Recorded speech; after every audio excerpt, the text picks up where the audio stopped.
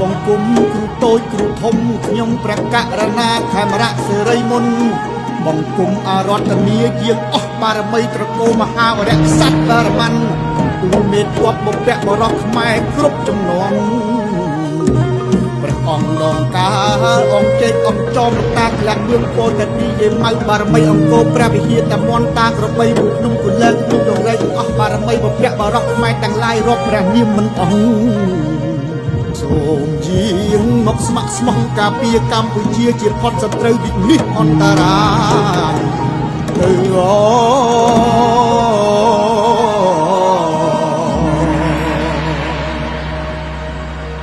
ខ្ញុំបាទខេមរៈសេរីមុន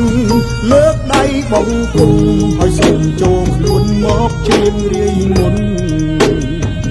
ដើម្បីបន្ទន់សិទ្ធិត្រូវដែលពាំងរាំងភ្លឺឲ្យខ្ញុំរលឹកដឹងខុសហើយថយចេញទៅខ្មែរយើងជាពូជសាងអង្គរហើយប្រកាន់គោជំហរមិនឲ្យគេបងពៀនបានមហាវីរៈក្សត្រខ្មែរសិតតែអង្គអាចក្លាហានកំពូលអ៊ីស្រាជនបច្ចុប្បន្ននំសន្តិភាពជូនជាតិខ្មែរបានបដិញ្ញាមិនឲ្យអ្នកណាមករំខានទោះតម្លៃណាក៏ដោយឲ្យតែជាតិបានសុខសាន្តខ្មែរបងប្រានស៊ូបដោ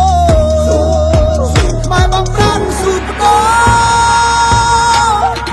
មានសាក់យន់ប្រាសាទរយពាន់រំជើងគឺជានន់ខោនខោគុណខ្មែររបស់កតៅហូបបំងប៉ាស្បៃរបស់ខ្មែរកំចំមកភ័ណ្ឌបច្ចុប្បន្នគឺមើលនេះកម្ពុជាគឺតបនឹងយោធាអាវុធមិនមែនអន់និយាយពីសេដ្ឋកិច្ចខ្មែរថាកំពុងតែរី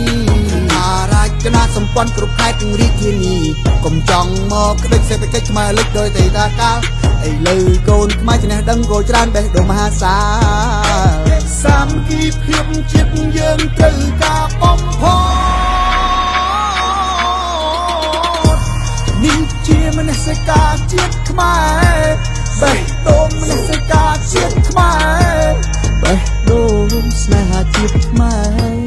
បេះដូងមនសិការជាតិខ្មែរ